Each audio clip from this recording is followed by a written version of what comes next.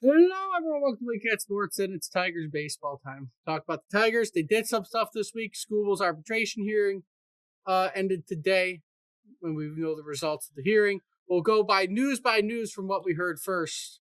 This Skubal thing was the last thing that has happened.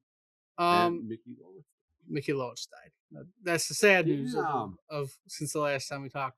But the big thing that has happened besides Skubal is the Tigers have signed Framber Valdez, who's 32. We signed a 3-year deal, $115 million. He was one of the top left-handed pitchers in the league last year, behind Skubal, obviously.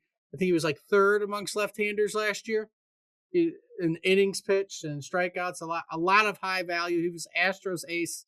You signed him to come to Detroit for 3 years, $115 million, $38 million average annual value. And again, it kind of lands very well for the Tigers in the sense of, hey, we are now, having a very, very good staff on hand. Starting sticky staff, yes. We'll kind of look at that after all the stuff we go over. But he did pretty well last year when it came to stats, as I'm trying to get to the stats right now so I can actually go over it. He pitched 31 games, 13 wins, 11 losses, which was a 5.42 win percentage, 3.8 WAR. He had a 3.66 ERA with a 1.24 WHIP, over 192 innings, 187 Ks, 68 walks, which basically he was averaging 3 strikes per walk or 3 strikeouts per walk. And for the most part, he was a top pitcher for the Astros. He was their ace. He pitched very, very well the past couple of years. So far for his career, ERA is a 3.36 with a 1.2 WHIP. And over 1,000 strikeouts. But he should be a good 2 behind Skubal. Oh, yeah. He should be a very good 2 behind Skubal. And, like I said, I don't know if he's still what you considered an ace for the staff like he was for Houston, but Houston didn't. But he was Houston's ace. He was the number 1 starter for Houston. So, it's exciting. Is he going to be the number 1 here? No, because we got Skubal. But otherwise, probably for any other team in the American League Central, at least, he would be the number 1 guy. And it's good to see Illich spend big. I mean, we've been begging these guys, our GMs in this town, to do something. And it's nice to see him make a quality, even if it doesn't work out. I mean, it's like, he spent the money. He went after a big name. And with the, and he's going to hopefully... Now there is the issue with his little bit of an attitude that he had last year. He beamed his catcher after the catcher told him to calm down. So, Right. I guess worry about that if you're Dylan Dingler. Don't tell him to calm down, I guess. But in general, again, he was a really good pitcher for the Astros. He pitched well against us. I think he might have pitched a complete game at least once last year, which is good. He eats up innings like he should be. Hopefully Skubal's on his way to doing that too, which now we can go into the Skubal news as well. With him winning his arbitration case, he is going to make $32 million. I think the Tigers were kind of hoping just to give him more of a discount for this year. I don't think the Tigers don't think he's worth $32 million. I think they were just trying to get around like 24, 25 million spot and meet in the middle. And then they can work on their extension talks. And hopefully before the season starts, he's extended. I don't think the Tigers are going to sign him, though, especially if he wants 8 to 10 years. Tigers aren't going to sign anyone for that long, especially after our last long contract like that, which was Cabrera, which, again, you paid him, but by the time those last 3-4 years, you have most people complaining about the contract. So, I mean, but as long as if they don't, like I said, what are the chances of him being dealt? I think pretty good. I don't think it would have to be before the season, though. I don't think it's going to be before the season. If he gets traded, it'll be at the trade deadline. Well, but what happens if we're fighting for a playoff spot? We're going to trade Skubal? Someone's going to offer you something pretty good, and you might still have a good starting pitcher. Something phenomenal. Exactly. That's what you're holding out for. You're holding out probably till the trade deadline, get you in a good spot. And then hopefully, by that point, you are sitting very, very well. When you look at the schedule, because I know we haven't really done a full deep dive into the Tiger season. But now we know what our roster is. If once we go to our roster, we probably have a 2025. It's 2025 roster, so it's not going to be updated, which is dumb. They need to update the roster. But your starting rotation seems to going to be Skubal, Valdez, Flaherty, at least your top three. Yep. And probably Olsen, Casey Mize, and Reese Olsen and Casey Mize.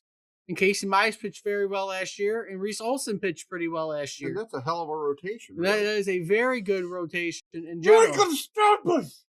Now, the issue that we look at, right? You look at your season. How is it going to play out? You kind of start out in an okay spot. You might go about 500. What the hell? We start on March 26th? You start in San Diego. Oh, at San Diego and Arizona. Oh, that's smart. At least they're smart. So San Diego and Arizona, you probably could split those.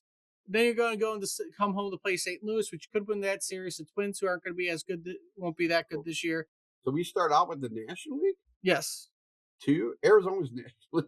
I keep forgetting. 2 whole series in the National League. You start on the West Coast. Because St. Louis Cardinals. And the Cardinals. And the Marlins. You come play the Twins in Minnesota. So our first 9 games are against the National League. Well, no. Yeah.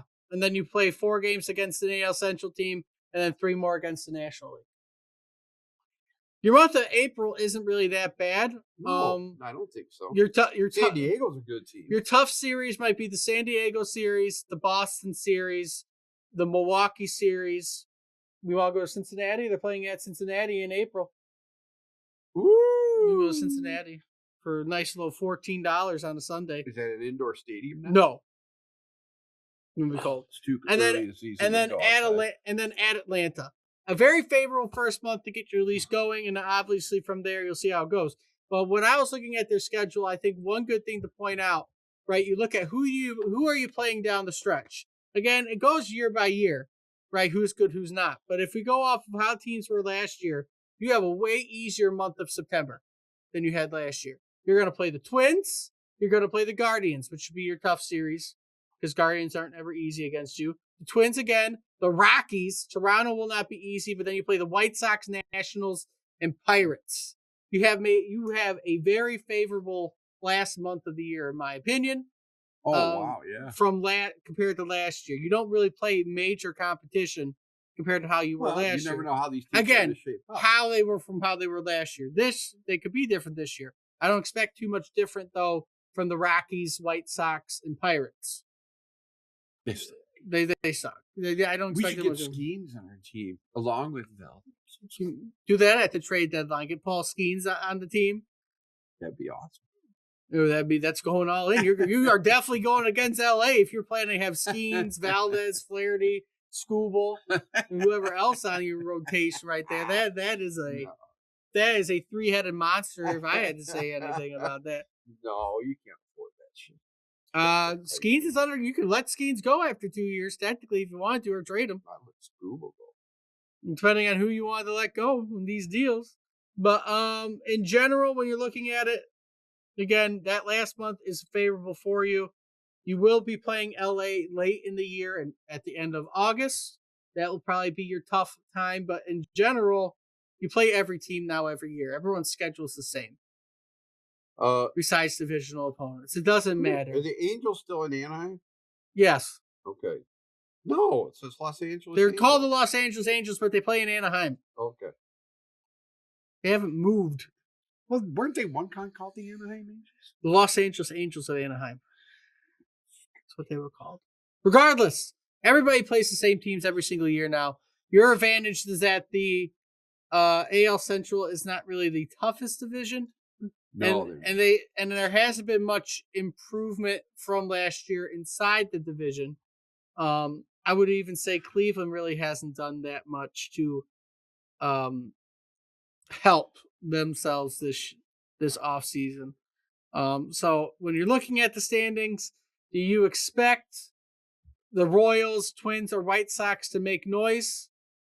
Not really. I mean, out of those last 3 teams, maybe the Royals, because they were 82 and 80 last year.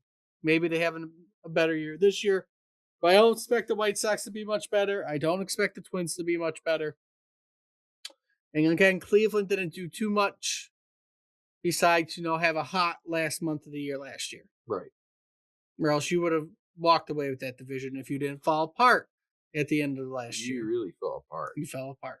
But again, what is with Detroit and falling apart? A better schedule than you had last year at the end of the year from last year's standings. Hopefully, with the rotation you now have, you should have no issues.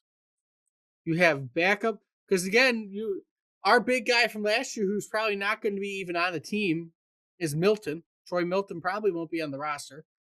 He'll probably be in AAA. Okay. I don't expect him to, unless they use him in the bullpen, but I don't think they will. Again, we'll probably get more into who's where. But I don't think Milton will be on the team unless he's a bullpen piece. You got Kenley Jansen as a closer now to go with Kyle Finnegan. Valdez is still on the team. He's done good on the back end. You still have a good amount of your bullpen who has been pitching well the past couple of years. On top of a better rotation, you're just kind of question marks are, will the lineup get better? Will it bat the same or will it bat worse? Where's your offense going to fit in this equation? Is really the question overall. Is Javi going to fall back? Is Torque going to fall back? I hope not. That's the thing. You never know with these guys. Riley Green, I think he's going to be better. Riley Green should be better. I think Torque's going to be better. If Carpenter has a whole season, he'll be good. If Torque plays how he played last year, he'll be Baez good. In center? I would play Baez in center. Bench Parker Meadows. Parker Meadows, get rid of him. Honestly. He sucks. You want Max Clark on this team next year. I want Max Clark. If you want him on the team next year, this is his AAA year. Get rid of Parker Meadows. Let Javi play center. Right, Wenzel Perez, Matt Beerling, whoever can fill in whenever they need to. But just let Javi play center. Zach McKinstry can play short. Colt Keith will play third. Right. Matt Clark will be up here in 2 years. You got Kevin McGonkle also ready to come up, so when that spot opens up for him to play short, you have him play short. Right. And there you go. You gotta just be patient. Max Clark will not be on the team this year, and I better not see him on the team this year unless you make moves ahead of time. Because there's no reason for him to be on the team unless someone really, really is struggling or you trade somebody. There is no in-between to why he should be sitting as a backup on the team if you're that high on him. He should be starting once he's on the team. Along with Kevin McGonkle. Don't have these guys as backups in the major. After this year, they'll be on the team 100%. Because Javi will be gone. You can move Kinstry around once Torres is gone. McKinstry can play second. McGonkle can play, or probably Keith back to second. McGonkle will play short, and then McKinstry will play third or Vealing or whoever they still have at that point in time. I think we don't need to rush this stuff. The young guys will be up before you know it, and they're going to be the ones that have to carry this team while you pay, if you're going to pay Skubal $45 to $50 million. Right. Especially if you're going to do it for over 10 years. And be ready for all these guys you're about to fall in love with to walk away because you just decide to pay Skubal $45 to $50 million a year. And that's what you want. That's the business you're in. If you love Skubal so much, be ready not to keep any of the other guys you have coming up right now after 4 or 5 years. I would just love to see what people would offer us for him. They probably offer a lot. Honestly, you can trade Skubal to the Pirates for Paul Skeens, get another extra year of control at a cheaper contract. Yeah, I mean, if they would do that, but I don't know why they would. Because if Skubal's willing to sign there, but Skeens is not, at least you think they have a guy. Why would Skeens not? Because Pirates suck. Because the Pirates suck. Well, why would Skubal sign them? Because they suck. Exactly. The only one I heard at this point that could handle Skubal is the Dodgers. Which we don't want to trade to the Dodgers. But they offer us a top pitcher in order to get more Skubal. Than that. They're On top of that, quite a bit. But we'll see what ends up happening. Again, I think the schedule is favorable when you need it to be. You're going to have a good pitching staff this year. Hopefully everybody stays healthy. Job will probably not be anywhere in the rotation or bullpen until probably next year. They'll probably give him the year off and have him rehab, maybe do some bullpen stuff. But don't expect him as a rotational piece until next year. And then the next guy we should sign is Justin Verlander for the bullpen. Will he do that? That would be interesting. He's still out there. Would you? That's what I would do. Honestly, at this point, Justin Verlander as a bullpen beast, I don't know. I think he'll come back to Detroit, but I don't know if he'll do it as a bullpen piece. But if you could get Justin Verlander on a cheap deal, tell him go out there and throw an inning or two for the bullpen. I mean, you can't. You have Kenley Jansen, so he'd be more of a middle reliever. But have a good closer. Our closers. Yeah, Kyle Finnegan, and then you signed one of the best closers in the league last year. So I can't remember us having a dominant closer. So last one was Valverde, right, with his 49 perfect season. Right, that was your last dominant closer. I don't see any room really for Verlander. No, I don't either. But if you're gonna sign Verlander, put him in the bullpen, have him mentor these young guys. Well, I think he'd only do that if nobody else offered him starting. Let him retire a Tiger. That would be great. I would love that. And then if you win the World Series, you're going to get injuries. He could turn into a fifth starter or fourth starter. He could. And again, looking at how it is, right? You are going for a ring this year. I think that kind of you are saying you realize where you've been at the past couple of years without fully trying. You are trying this year. Right.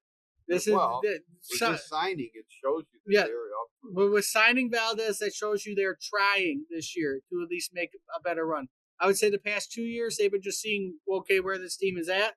And you probably should have been the ALCS both years. Honestly, 2 years ago, again, I say you probably should have been in the World Series. You could have beat the Yankees to get to the World Series 2 years ago. I don't know if you would have beat the Blue Jays last year to get to the World Series, but you could have beat the Yankees 2 years ago to get to the World Series. You never know. Pitching is everything, and signing this guy is going to really improve our bowl. Again, as long as we don't have injuries. 31 starts is good. And well, again, that's why I said, if you're going to sign a Verlander type, if he could, you're going to have injuries, and he might be great insurance. I mean, again, you have a bunch of guys sitting in the minors. It's not much I can do. I could try to figure out the spring training roster. But I believe, again, I'm going to look at his stats. So, again, make sure Valdez's stats to make sure.